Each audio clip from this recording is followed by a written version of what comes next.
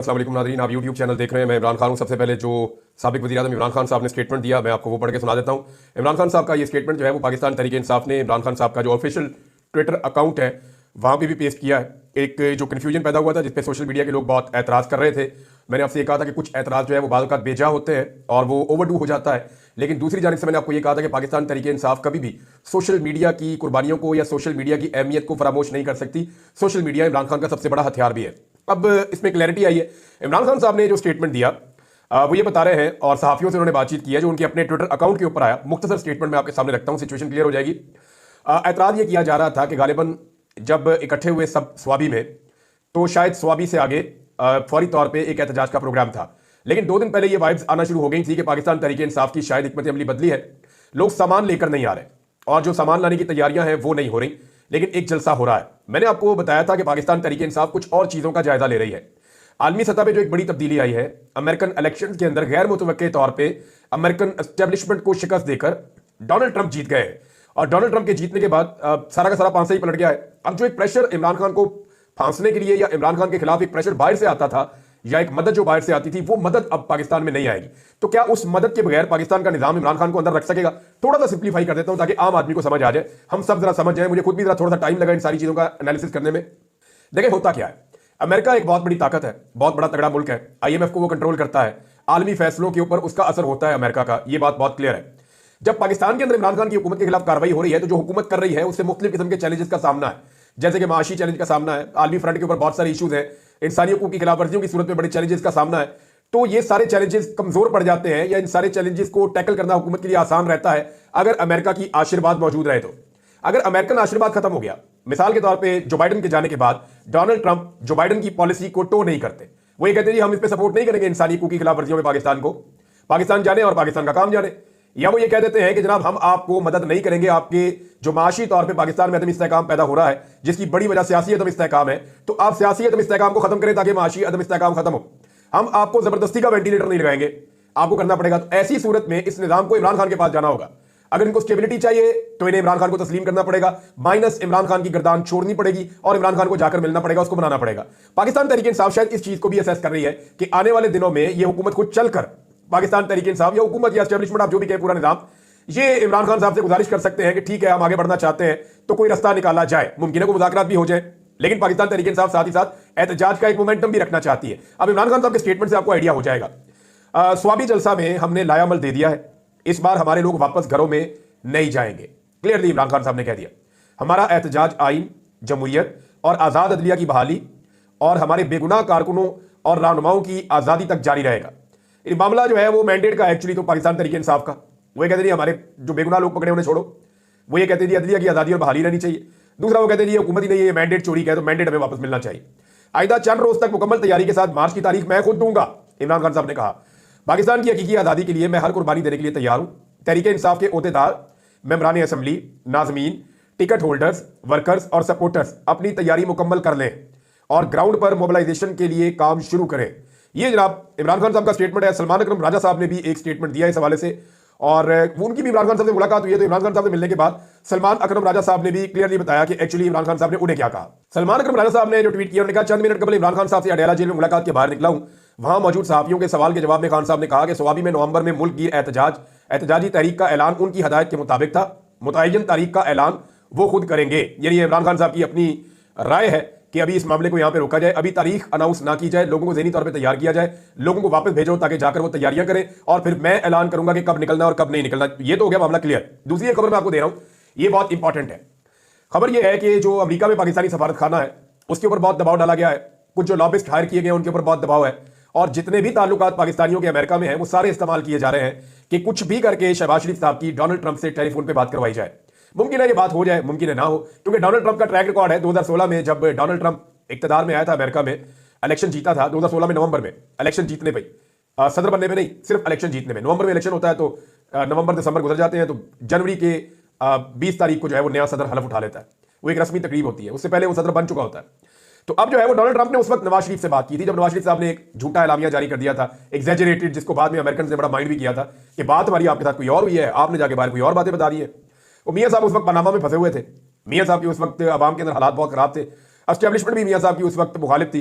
तो मियां साहब ने सोचा कि मैं अगर बाहर ऐसे बोल दूंगा कि ट्रंप मेरे से बड़ा खुश है और मेरे साथ बड़ी अच्छी बातें की हैं, उसने मेरी तारीफ की है, तो पाकिस्तान की एस्टेब्लिशमेंट भी दब जाएगी मेरे से, क्योंकि अमेरिका से एस्टेब्लिशमेंट डरती है। तो मैं पाकिस्तान की एस्टेब्लिशमेंट को दबा लूंगा। तो अब वो डोनाल्ड ट्रंप ने इसको माइंड किया, उनकी इंतजामिया ने, उन्होंने उस वक्त पोल खोल दिया था कि मियां साहब जो है वो एग्जैजरेशन कर रहे हैं, गलत कर रहे हैं। अब पाकिस्तानी सफारतखाना भी वहां पे जोर लगा रहा है, सारे कोशिश कर रहे हैं कि शहबाज शरीफ साहब चले भी जाएं, जाके ट्रंप साहब से मुलाकात हो जाए, जब डोनाल्ड ट्रंप सदर बने उस मौके के ऊपर वहां पहुंच जाए। और दूसरा ये पूरा जोर लगा रहे हैं कि राब्ता हो जाए, कोई टेलीफोनिक कॉल हो जाए, क्योंकि देखिए नरेंद्र मोदी से भी बात कर ली है डोनाल्ड ट्रंप ने, मोहम्मद बिन सलमान से भी बात कर ली है डोनाल्ड ट्रंप ने, दुनिया के और बहुत सारे रहनुमा, बहुत लंबी लिस्ट है जिनसे उन्होंने बात की है। इलन मस्क के साथ जो है वो एक लंच कर रहे थे, खाना खा रहे थे, तैयब उर्दगान वगैरह, इन्होंने इकट्ठे बैठ के कॉल की है, तो वहां पे डोनाल्ड ट्रंप ने उनसे भी बात की है। वो लगातार बातें कर रहे हैं, लेकिन पाकिस्तान को मौका नहीं मिल रहा। और पाकिस्तानी सफारतखाना इस हवाले से पूरी कोशिश कर रहा है और दरखास्त भी की गई है। बारहा कहा जा रहा है कि किसी तरह भी शहबाज शरीफ साहब की बात करवाई जाए और डोनाल्ड ट्रंप से बात हो जाए, ताकि एक इंप्रेशन बने या डोनाल्ड ट्रंप के दिल में नरमी पैदा की जाए मौजूदा हुकूमत के लिए। मौजूदा हुकूमत को प्रॉब्लम यह है ना, वो ये चाहते हैं कि जो बाइडेन ने पॉलिसी रखी हुई थी कि मारो जिसको मर्जी, जो मर्जी करो, जितनी मर्जी जाती करो, पाकिस्तान के अंदर जुल्म करो, जबर करो, हम आपको नहीं छेड़ेंगे।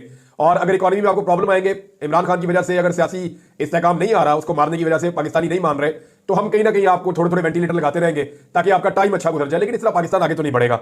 बहरहाल ये अब शहबाज शरीफ साहब और उनकी इंतजामिया पूरा जोर लगा रही है, एक तरफ कि जनाब इनको कोई इसके अंदर हेल्प मिल जाए, दूसरी तरफ मलिक अहमद खान ने एक स्टेटमेंट दिया, ये स्पीकर है पंजाब असेंबली के, बहुत इंटरेस्टिंग है, इसको आपने ध्यान में रखना है, क्योंकि मलिक अहमद खान जो है वो मुस्लिम लीग नून के फैसल वाटा है। मैं आपको बताता हूं कैसे। मलिक अहमद साहब जो है वो हैं तो इस पार्टी में PMLN में, लेकिन उनके ज्यादा ताल्लुकात एस्टेब्लिशमेंट के साथ हैं। जनरल बाजवा के लिए वो एक वजीर आला के कैंडिडेट थे और जनरल बाजवा ने बड़ा माइंड किया था उस वक्त जब शहबाज शरीफ ने मलिक अहमद खान की बजाय हमजा शहबाज को, अपने बेटे को, वजीर आला पंजाब बना दिया था। उसके बाद पंजाब में जो है वो न्यूट्रल इलेक्शन करवा दिया गया इसी गुस्से में, और फिर परवेज इलाही वजीर आला पंजाब बन गए क्योंकि अवाम ने वोट डाल दिया PTI को। तो ये हुआ था उस वक्त। तो मलिक अहमद खान जो है वो जनरल बाजवा के समधी से उनके बड़े अच्छे ताल्लुकात थे और बड़े जबरदस्त एस्टेब्लिशमेंट के अंदर वो पेनिट्रेट करते हैं। अब उन्होंने एक स्टेटमेंट दिया, स्टेटमेंट का मतलब आप खुद समझ है, वो ये कह रहे हैं कि जी अब एस्टेब्लिशमेंट हुकूमत को नहीं चला रही, हुकूमत एस्टेब्लिशमेंट को चला रही है। इसका मतलब आपको समझ आ रहा है? इसका मतलब ये है, वो ये कहना चाह रहे हैं कि जनाब जो भी हो रहा है ना वो हुकूमत कर रही है, एस्टेब्लिशमेंट नहीं कर रही। यानी जितनी मईशत का नुकसान हो रहा है, जितना पाकिस्तान के अंदर बदमनी है, जितनी पाकिस्तान के अंदर अदम इस्तेहकाम है, चाहे वो सियासी है, चाहे वो समाजी है, चाहे वो मुआशी है, उस सारे के लिए रिस्पॉन्सिबल एस्टेब्लिशमेंट नहीं है, ये नून लीग की हुकूमत है। क्योंकि हुकूमत जो है वो एस्टेब्लिशमेंट को चला रही है। तो क्योंकि मलिक अहमद खान साहब के एस्टेब्लिशमेंट की तरफ ज्यादा उनका झुकाव रहता है, मैंने आपको कहा कि वो पाकिस्तान तहरीक इंसाफ के जैसे फैसल वाडा थे, वैसे ही नून लीग के मलिक अहमद खान है। हर पार्टी में एस्टेब्लिशमेंट के लोग होते हैं। तो मलिक अहमद खान साहब जो हैं वो एक्चुअली ये कह रहे हैं कि ये जो भी हो रहा है इसके लिए रिस्पॉन्सिबल हम लोग हैं, सियासतदान हैं, इसके लिए एस्टेब्लिशमेंट जिम्मेदार नहीं है, बज़ाहिर ऐसा ही लगता है। इमरान खान साहब की बहन ने उनके मुकदमात की तफसीलात मांगने के लिए इस्लामाबाद हाई कोर्ट से रुजू किया। वहां पे इस्लामाबाद हाई कोर्ट ने ऑर्डर जारी कर दिया है और जुमेरात तक इमरान खान साहब के तमाम मुकदमात की तफसीलात तलब कर ली गई है। नॉर्मली ये एक्टिविटी उस वक्त की जाती है जब किसी कैदी को या किसी मुलजिम को इस बात का यकीन हो जाता है कि अब वो आजाद होने वाला है। देखिए, ये तब किया जाता है कि जब आपको पता चल जाता है कि मेरे मुकदमे खत्म हो रहे हैं, ये एक आधा मुकदमा रह गया है या ये 2 मुकदमे रह गए हैं, इनके बाद मैंने आजाद हो जाना है। तो अगर किसी की नीयत है मुझे अंदर रखने की, तो जरा हम एक एप्लीकेशन डाल देते हैं हाई कोर्ट में, लाहौर में डाल देंगे, इस्लामाबाद में डाल देंगे कि जनाब हमें तफसीलात दी जाए कि हमारे ऊपर कोई और कहीं मुकदमा तो नहीं है। अब 9 मई के अंदर इमरान खान साहब को फिक्स करने की तैयारी है, लेकिन वो होगा कैसे? देखिए, अब अगर कोई उठा के यास्मीन राशिद साहिबा को 1.5 साल के बाद जाके 9 मई में फिक्स कर देता है, तो क्या ये पॉसिबल है? इजाज चौधरी साहब, मिलिट्री कोर्ट की मैं बात कर रहा हूं। अब मिलिट्री कोर्ट में नहीं ले जा सकते, वो 1.5 साल से जेल के अंदर बंद है, 1.5 साल से वो अपने मुकदमा भुगत रहे हैं, उनके मुकदमा मुंतकी अंजाम तक पहुंचने चाहिए थे अभी तक। अब आप उठा के उनको दूसरी कोर्ट के अंदर ले जाएंगे, ये पॉसिबल नहीं है। तो इमरान खान साहब के साथ भी ये नहीं हो सकता। उनके मामलात में अदालतें बड़ी क्लियर डायरेक्शंस दे चुकी हैं और केसेस मुंतकी अंजाम तक पहुंच चुके हैं, लिहाजा वहां पे ये मुमकिन नहीं होगा। और ये ऐसा लगता है कि मुश्किल होगा मौजूदा हुकूमत के लिए कि इमरान खान साहब को उठा के 9 मई के अंदर फौजी अदालतों में भेज भी देंगे। तो अगर अदालतें इंसाफ और कानून के साथ आगे बढ़ेंगी तो इमरान खान साहब को 1 हफ्ता 2 हफ्ते से ज्यादा उसमें नहीं रखा जा सकता। लेकिन देखें, एक बात हम सबको समझनी पड़ेगी कि पाकिस्तान में इमरान खान साहब की जो कैद है ना, वो इंसाफ और कानून के मुताबिक नहीं है। ये जो कैद है ये इसलिए है कि निजाम इमरान खान को अंदर रखना चाहता है, लेकिन निजाम के लिए मुश्किलात लगातार बढ़ती चली जा रही हैं। मिसाल के तौर पे पैमरा ने अब अदालत में आके ये एतराफ किया है कि जनाब इमरान खान का नाम टीवी पे चलाने से हमने मना नहीं किया। यानी मैं आपको बताता हूं, इमरान खान साहब का जो है वो गुज़िश्ता तकरीबन हम देख रहे हैं कि 1.5 साल से पाकिस्तान टेलीविजन पे या किसी भी और टेलीविजन पे या टीवी चैनल्स के ऊपर उनका नाम नहीं लिया जा सकता, बानी PTI कह के बुलाया जाता है, जैसे अल्ताफ हुसैन के साथ किया गया था। तो अब ये कहा है पैमरा ने और ये बताया है कि उसने टीवी चैनल पर पाकिस्तान तहरीक इंसाफ के बानी और साबिक वज़ीर-ए-आज़म इमरान खान का नाम नशर ना करने का कोई हुक्मनामा जारी नहीं किया है। अब जनाब ये लाहौर हाई कोर्ट में मुकदमा सुना जा रहा है और वहां पे ये पैमरा ने आकर अपना बयान जमा करवा दिया है। दरखास्तदार ने अदालत में कहा था कि जी नाम नशर ना करना एक ज्यादती है, ये बुनियादी हुकूक की खिलाफवर्जी है। तो नाज़रीन, अगर पैमरा ने नहीं कहा तो फिर इमरान खान साहब का नाम टीवी चैनल्स पे अखबारात में चलता क्यों नहीं है? देखें, ये नामालूम किस्म के पैगामात हैं जो दिए जाते हैं, और पाकिस्तान का मीडिया एक मजबूर मीडिया है, एक कमज़ोर मीडिया है कि पैमरा उसकी बॉडी है, पैमरा को ही कहना है कि आपने ये करना है और ये नहीं करना। लेकिन इसके बावजूद बहुत सारे ऐसे अहकामात हैं जो कानून के बाहर से आते हैं और बहुत ताकतवर हलकों से आते हैं, फिर उन अहकामात को जो है वो फॉलो करना पड़ता है। जब मुल्क के अंदर रूल ऑफ लॉ ही नहीं है, यानी कानूनी तरीका तो ये था कि पैमरा ने जो अहकामात जारी करने हैं वो करे, लेकिन क्या अदालत के पास ये इख्तियार, अथॉरिटी है कि वो टीवी चैनल्स को, अखबारात को और पाकिस्तानी मीडिया को ये ताकत दे सके या ये सहूलत दे सके कि वो इमरान खान का नाम ले सकते हैं, उसकी तस्वीर चला सकते हैं? क्योंकि पैमरा ने तो कह दिया कि हमने मना नहीं किया। आने वाले दिनों में आप ये वाला तमाशा भी देख लेंगे। राणा सनाउल्लाह साहब ने दावा किया कि अलकायदा ट्रस्ट वाले केस में भी इमरान खान साहब को सजा हो जाएगी। तो देखिए, इससे पहले वो कौन सा केस है जिसमें इमरान खान साहब को जेल में सजा नहीं हुई? इमरान खान साहब को साइफर के अंदर सजा हो गई, तोशाखाना वाले में सजा हो गई, फिर एक और केस है उसमें हो गई, इद्दत वाले केस में इमरान खान साहब को सजा हो गई। तो कोई ऐसा केस नहीं है जिसमें इमरान खान साहब को सजा ना हुई हो।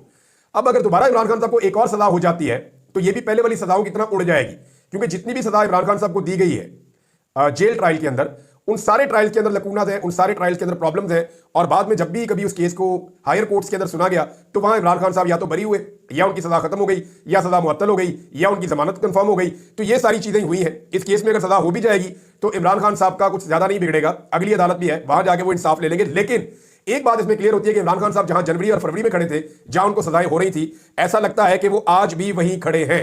नाज़रीन, एक और बड़ी खबर है, और वो बड़ी खबर है सूबाई हुकूमतों की कारकर्दगी के हवाले से, और ये एक रिपोर्ट है जिसमें खैबर पख्तूनख्वा की हुकूमत या पाकिस्तान तहरीक इंसाफ फख्र कर सकती है।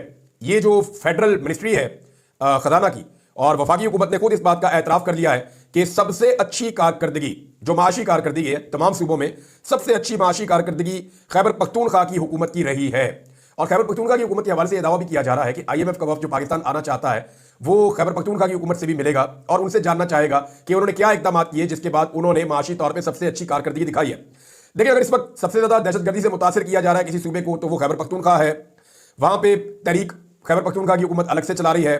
2 मरतबा उनका वज़ीर आला गायब हो चुका है, लीडर उनका जो है वो जेल के अंदर है, मनसूबे उनके बेशुमार जो तरक्कियाती हैं वो बंद कर दिए गए हैं, फंड्स उनके बार बार रोक दिए जाते हैं, बदतरीन लोड शेडिंग उनके खिलाफ की गई है, हर तरह से उनको विक्टिमाइज किया जा रहा है, ब्यूरोक्रेसी के मामलों में भी मुदाखलत की जा रही है। लेकिन इसके बावजूद अली अमीन गंडापुर और उनकी टीम जो है वो मुबारकबाद की मुस्तहिक है कि उन्होंने बदतरीन हालात के बावजूद, तमाम मुखालफतों के बावजूद, वफाकी हुकूमत की बेशुमार ज्यादतियों के बावजूद उन्होंने माशी नुक्ता नजर से पाकिस्तान में सबसे अच्छी परफॉर्मेंस दिखाई है। और जिनके ऊपर सबसे ज्यादा नवाजिशात हैं, जिनके ऊपर सबसे ज्यादा मेहरबानियां हैं, वो अपने सूबे के लोगों को बदतरीन डेंगी और स्मोक के अंदर, स्मोक की सूरत हाल इतनी बदतरीन है, मैं इसके ऊपर अलग वीलॉग करूंगा, ये स्मोक है क्या, ये आई क्यों है, इसके लिए हम कितने कसूरवार हैं और हम कितने बड़े मुजरिम हैं, और हमारे कितने बड़े बड़े लोग और बड़े बड़े इदारे इसके अंदर मुजरिम हैं कि हमने जंगलात पूरे के पूरे काट दिए। और क्या हुआ था, कुछ स्टोरीज में आपको बताऊंगा, कुछ चीजें आपके सामने रखूंगा।